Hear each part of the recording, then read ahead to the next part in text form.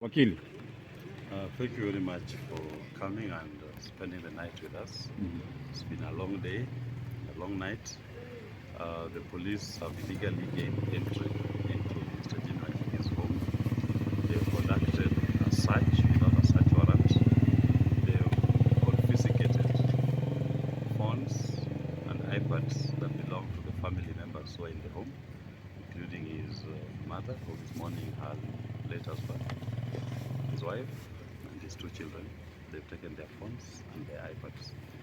They've also taken internal communication gadgets which are used in the home. The search is comprehensive. They've not planted anything, at least in this home. There's nothing that they found that can imply that our client in any way is culpable for anything. But I must stress that this is part of the political intimidation and harassment because of the stance that Jimmy Wanjigi has taken in support of the Gen Z demonstrations. And that support is a support that the right to demonstrate and to picket is in our constitution. Nobody has donated it to us. It belongs to all Kenyans, and any Kenyan can support, can participate in, and can even pray for anybody who desires to enjoy any right that they have in the constitution. So we conclude that process. We will be moving the court to ask that they return those items which have been taken illegally. I must stress that there was no court order that warranted the search of the home. There was no basis to even interfere with his family members who have nothing to begin with to do with whatever issues that William Ruto and his people may have with Mr. Wanjigi. Mr. Wanjigi is innocent, his family members are innocent, and they need not to be subjected to this kind of harassment and intimidation. We shall reject this. And for good measure, let me say this.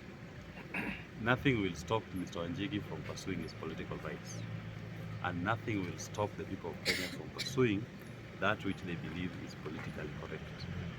Even if they send policemen, it seems it's now becoming a habit in this country that every failing regime, when they have no answer to the problems of governance, number 44 becomes their place to seek solace, to try to intimidate his family and to harass the heavy police presence, break doors, break items, and they've broken so many doors in the house. They've broken expensive items, including expensive vases and house decorations. But that will not deter. The price of freedom is eternal vigilance, and we will not in any way relent in our quest for a better Kenya. Thank you very much. Maybe Wakili, you tell us something? No, just to reiterate what Willis has said, that the policemen came here without a search warrant and without an order and they gainfully entered the compound of Mr. Wanjigi without any court order. And what we have been taken through from the time we've been here, around 4 p.m.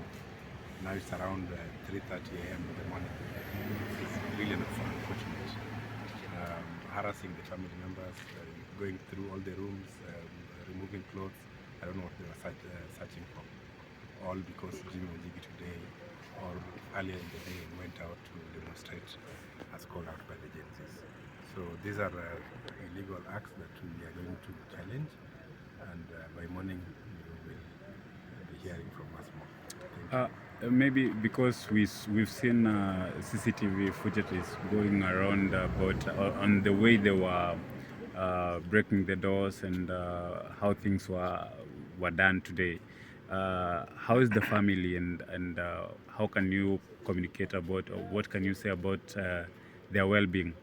As I said, Jimmy's mom is at the moment staying with him, and she's just come back from burying her husband, the late Honorable Maina Wanjigi.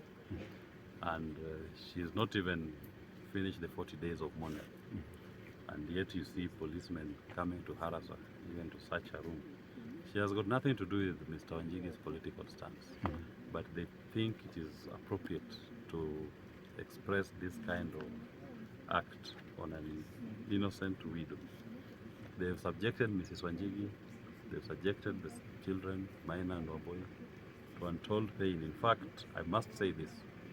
When the police forcefully broke into the house, they assaulted the children of Mr. Wanjigi, they assaulted his wife, all because they are related to Mr. Wanjigi. They had nothing to do with his political stance.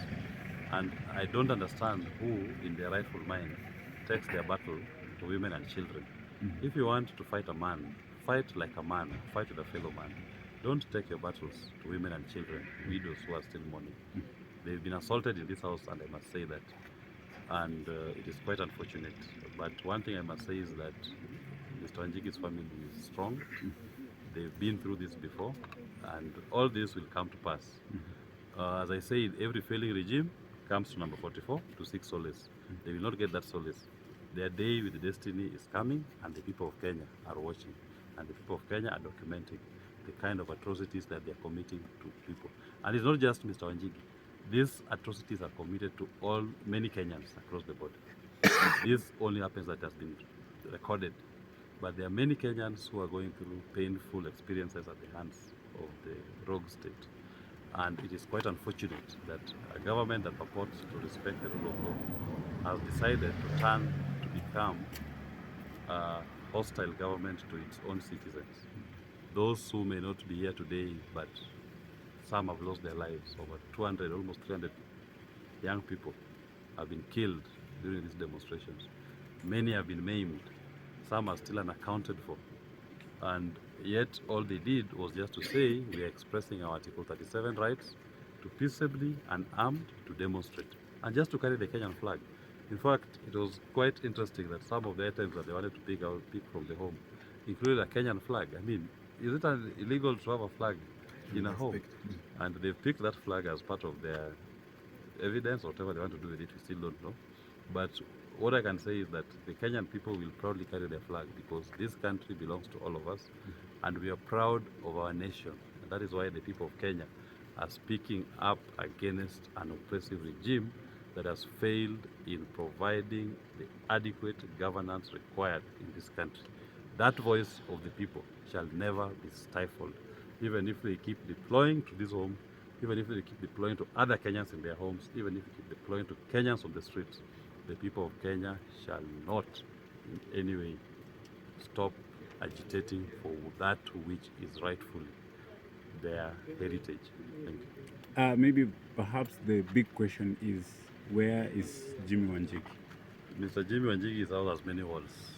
And as some people say, he walks in between the walls. Mr. Wanjigi is safe. Mr. Wanjigi is a prayerful man, and God is with him. He is with God. So that means that the security that came, that you said that broke in, didn't manage to get his whereabouts. They did not manage to get him because, as I said, Jimmy Wanjigi is with God, and God loves him, and God has protected him even when he is at home. God loves him, and God loves the people of Kenya, and that is why this regime will continue to fail as it is failing. Thank you so much. Anyone with a question? Asanteni sana. Asante sana.